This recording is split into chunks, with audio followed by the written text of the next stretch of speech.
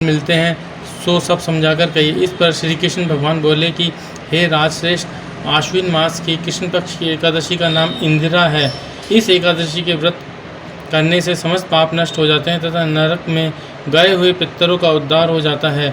हे राजन, इस एकादशी की कथा के सुनने मात्र से ही वाजपेयी यज्ञ का फल मिलता है। प्राचीन सतयुग में महिष्मती नाम की नगरी में इंद्रसेन नाम का प्रतापी राजा राज्य करता था। एक समय जबकि राजा अपनी राजसभा में सुखपूर्वक बैठा था, महर्षि नारद आकाश मार्ग से उतरकर वहां आए। महर्षि नारद बोले कि हे राजन, आपके राज्य में सब कुशल है। मैं आपकी धर्म परायणता देखकर अत्यंत प्रसन्न हूँ।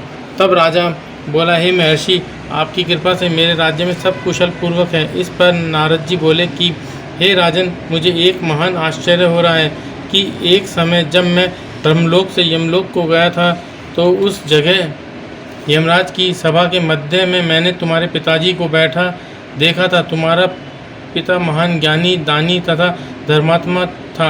वह एकादशी के व्रत बिगड़ जाने से यमलोक को गया।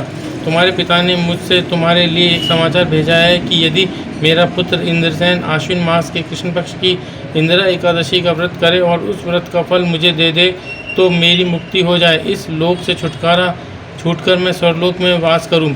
जब राजा ने महर्षि नारद जी से ऐसे वाक्यों को सुना तो उसे महान दुख हुआ और इंदिरा एकादशी के व्रत की विधि पूछने लगा कि हे नारद, अब आप मुझे इस एकादशी के व्रत की विधि बतलाइए। इस पर नारद जी बोले कि हे राजन, आश्विन मास की कृष्ण पक्ष की दशमी के दिन प्रातःकाल श्रद्धा सहित स्नान करना चाहिए। इसके पश्चात दोपहर को भी स्नान करना चाहिए। उस समय जल से निकलकर श्रद्धापूर्वक पितरों का श्राद्ध कर और उस दिन एक समय भोजन करें और रात्रि को पृथ्वी पर शयन करें। इससे दूसरे दिन अर्थात एकादशी के दिन प्रातः काल दातुन करें और स्नान करें। उसके पश्चात भक्तिपूर्वक व्रत को धारण करें और कहना चाहिए कि मैं आज निराहार रहूँगा और समस्त भोगों को त्याग दूंगा। इसके पश्चात कल भोजन करूँगा। हे भगवान, आप मेरी रक्षा करने वाले हैं, आप मेरे व्रत को निभाइए।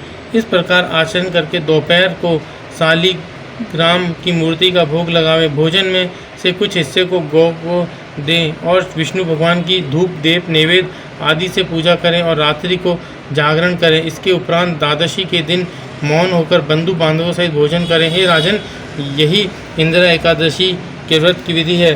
हे राजन, यदि तुम आलस्य रहित होकर इस एकादशी के व्रत को करोगे तो तुम्हारे पिताजी अवश्य ही स्वर्ग को जाएंगे। महर्षि नारद राजा को जब उपदेश देकर अंतर्धान हो गए तो राजा ने इंदिरा एकादशी के आने पर उसका विधि पूर्वक व्रत किया।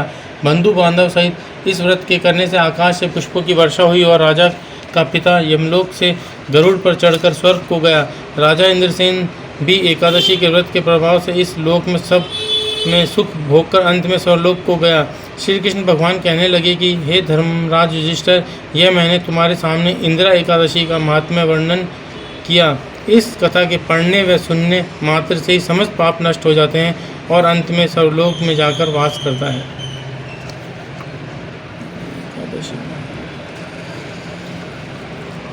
क्योंकि इस समय वो चल रहे हैं ना, तो देखो पितरों के उद्धार के लिए ये एकादशी। अब लाओ आरती चलाऊँ उसमें।